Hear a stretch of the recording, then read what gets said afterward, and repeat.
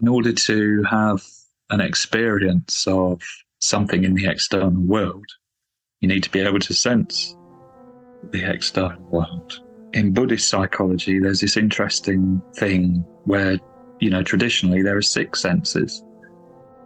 We've got sight, sound, hearing, taste, touch, but in Buddhist psychology, mind is also a sense. I mean, we tend to think of mind as being us, as the thing that has the senses. Yes, but for the Buddhist, it's just another sense. It's the sense of being able to look internally, which is interesting. So I really love this, Tommy. I'm going to geek out for a minute here on this particular detail. Okay. Yeah. But the traditional image for 6 senses is a house with 6 windows. So picture of a house and 6 windows in it. But what I love about this card, as graphic and simple as it is because you've established that landscape, that desert landscape, we can be in a structure looking out onto it. Yeah. So we can be on the inside looking out, and that for me is what really makes. It seems for me it's like, because that's what we're doing, in a sense, looking out. Whereas the traditional image is someone outside of that looking at 6 senses, which doesn't feel the experience. No. The experience is you the self that isn't there, looking at through the different prisms or lens, or So the thing that's in play here is, in order to have experiences of the outside world, contact, we need senses. And senses are givens. They're not things that are part of the world itself. So it can be a bit strange to think about it, but the world isn't by its nature visible. Sure, yeah.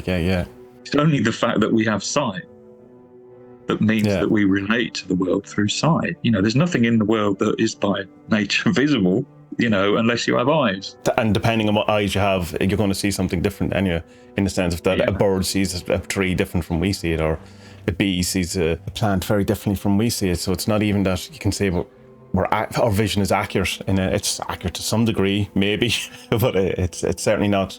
It's not the thing itself. It's not the tree. So the cause of having contact with the external world is having senses, and they're givens.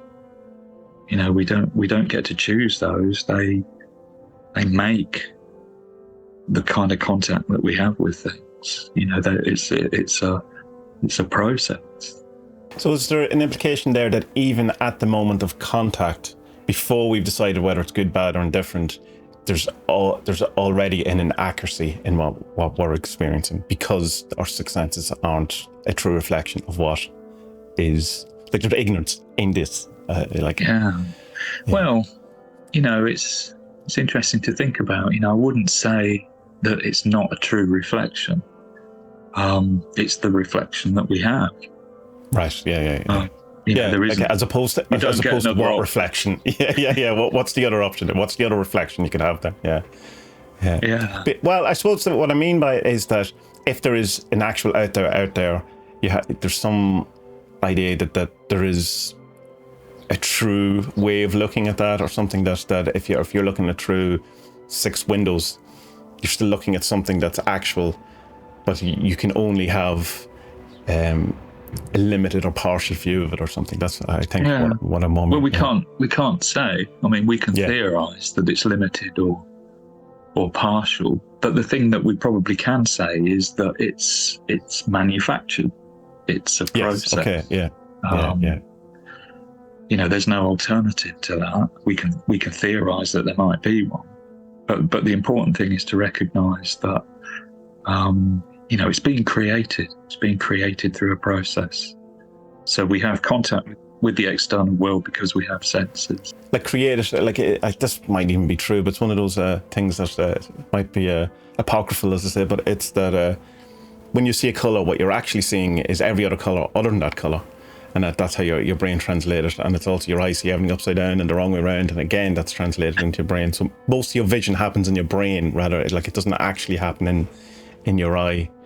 So it's like an interpretation, Which is why, because we need to filter out most of what we see, or else we'd all go insane. You know, you have to, particularly if you're doing something like, I don't know, like reading or concentrating on something, you have to remove most of the world.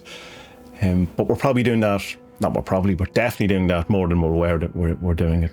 So, in terms of reading, you know, things that we've got down for this card, you know, this is about seeing things clearly, you know, being aware that you're perceiving, you know, being aware of what's going on around you. Yeah, well, I think this card would point to somebody being able to see things quite objectively, quite transparently. And because mind is regarded as a sense as well, then also in this card is, you know, being able to understand, being able to think clearly, you know, those sorts of meanings as well.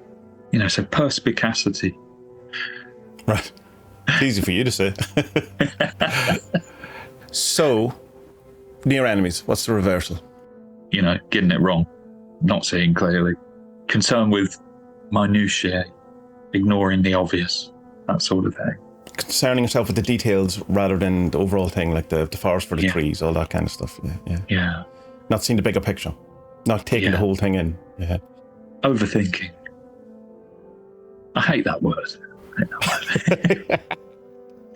You can never overthink things. Yeah, I bet you hate it in the same way I hate it. It's because it's been an accusation that's been thrown at me a number of times in my life.